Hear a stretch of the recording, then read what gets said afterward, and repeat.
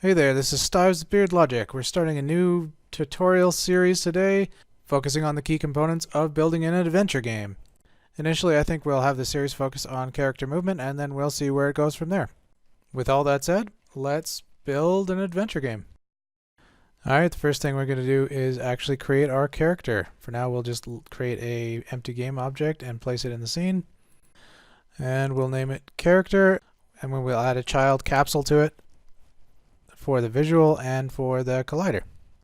If the capsule is somewhat in the ground, I'm just going to move the capsule up. I'm not going to move the character up to compensate.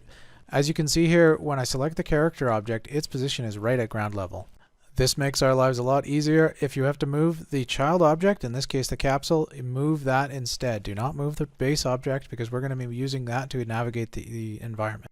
I think I'm just going to shrink it here a little bit. See, you can manipulate the child object, but once again, I'm going to move it down, and I'm not going to touch the character's transform at all. Something to note here is that we're not going to focus on animations right away because the primary focus of this adventure game is going to be on good character movement, which means that the player's movements will determine the animations, not the other way around. That pretty well finishes our character setup for now, so let's get this little guy moving. I'm going to start off by creating a separate folder for this. I'm just going to call it Adventure Game. Then I'll be creating a subfolder called Scripts. This is where we're going to add a new C# script. So just create one of those and name it something like player controller. Then we'll just open that guy up and we'll start coding our character movement. So I'm going to just go about coding in a way that's going to give us quick results, and then I will show you how to optimize it as we go. Hopefully it'll give you a good idea of how to do some of this stuff in multiple different ways. So this is where we're going to take in the character input. Because the character's direction can be in 3D, we're going to use a vector 3, although the input right now is just going to handle 2 of those 3 directions. Similarly, there's more general ways to do this, but basically we just want to get this thing moving. So what we're going to do is we're going to watch for the player to press either W, A, S, or D, and then we're going to alter the direction based on that. This line will be handling the character going left, so we'll just copy this 3 more times, once for each direction. You'll end up with something looking like this. If I'm going too fast for you, feel free to pause the video. I'm happy to wait for you. Alright, we have just one more step before we can actually test this thing out, and that's to write the code that will actually move the character. This script is going to be sitting on the character itself, so we just need to modify its transform. So we take the position of the transform, and then we add the input that we just created, multiplied by the time parameter, and we're ready to go. So long as we actually remember to add the script to the character. So that's what we did just there. Now you'll notice that when you hit the W, A, S, or D keys, that the character should be moving. He'll probably be moving a little slower than you'd like, but it is moving.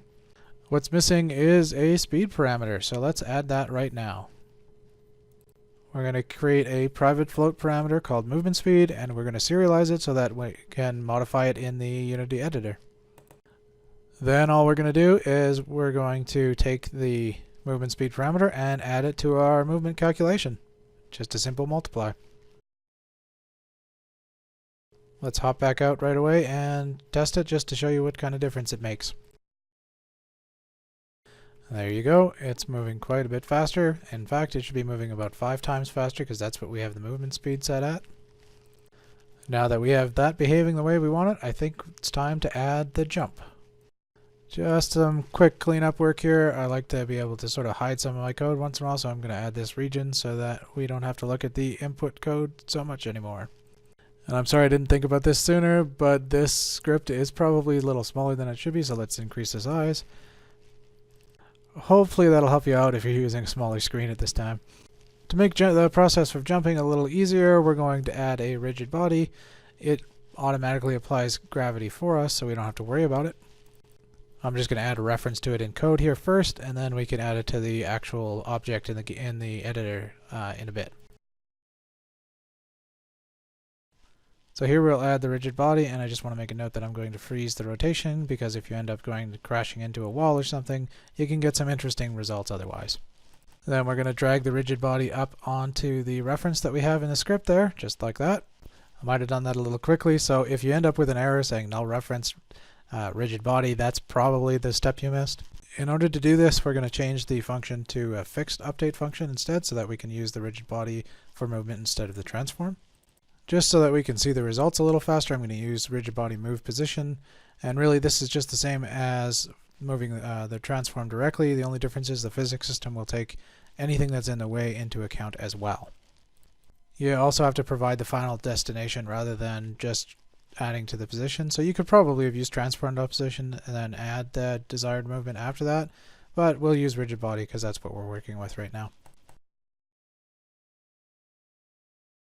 Now we'll check it out again in the editor. If you move around, you'll notice that it should behave in, well, pretty much exactly the same as it did before. The only difference is now if you run into a wall, you'll actually stop. I didn't test it out before, but had you tested it out before, you would have gone right through the wall. Okay, now that that's all done, we can finally add the jump.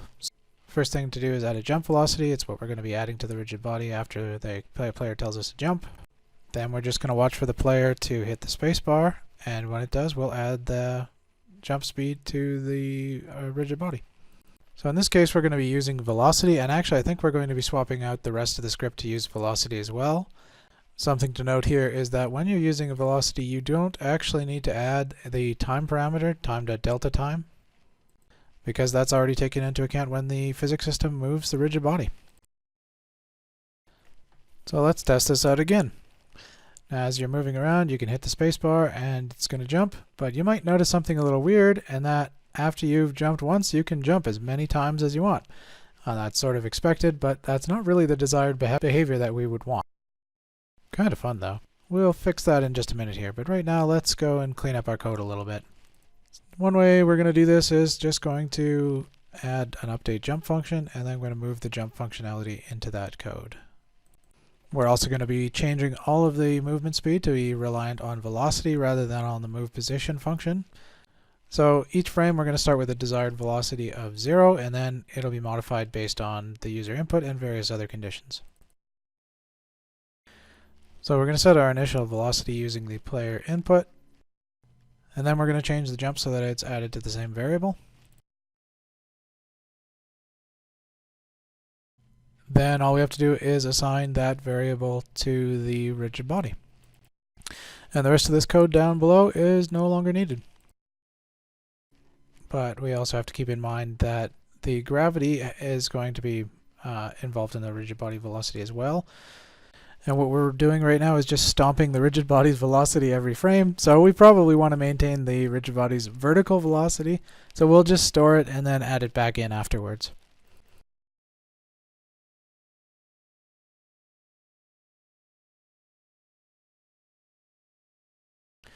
And before I forget, we'd better get rid of that time.delta time because, as I said before, when you're working with velocities, you do not need it. And finally, after all that, we can test it out, and as you can see, we're back to where we were, only now we're using pure velocity instead of using move position. Alright, we're back to the code again. We're going to move this input down into the update jump here real quick, but in order to do that, we're going to need to change the desired velocity into a member variable. Alright, back up to the top, we'll add the member variable velocity. And we don't need to serialize it because you don't need to modify it in the Unity editor. This is really just for the script's use. We are going to replace desired velocity with the new member variable, and any place that you see desired velocity will now be replaced with velocity. So now we can use it in the new function without causing any problems. Just remember to replace the code that we just removed with the call to update jump. Alright, remember back when we said we were going to fix that double jump issue? Well, here we got a chance to. The reason it was doing that is because we didn't know if the character was on the ground or not, so we really just need a function for that. So we're going to create a new function, and we're going to call it isOnGround. It's going to use a boolean, and what we're going to do is cast a ray down to see if the character is close to the ground or not. Because casting rays can be expensive and it's useful in many areas of the code to know whether the character is grounded or not, I'm going to add a member variable and then just check the ray once per frame, or in this case once per physics update.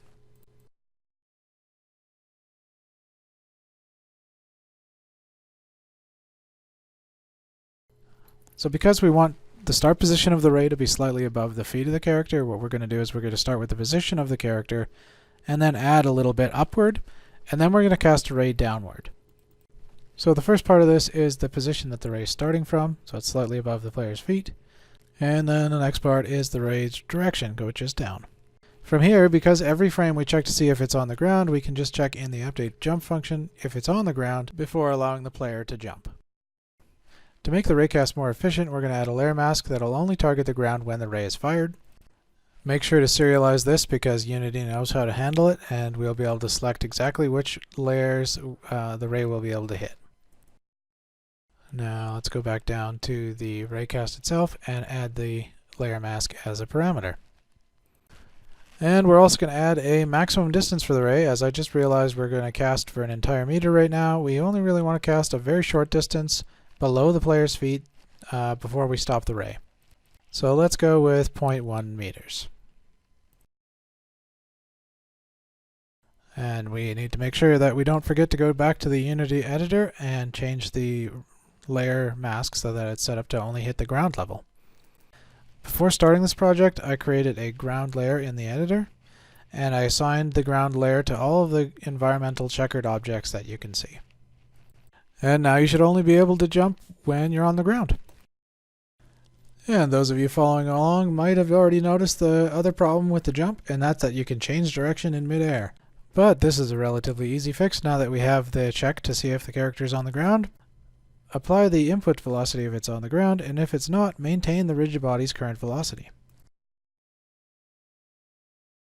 Keep in mind that we're already correcting the vertical velocity below, so we may as well just set velocity back to 0 here.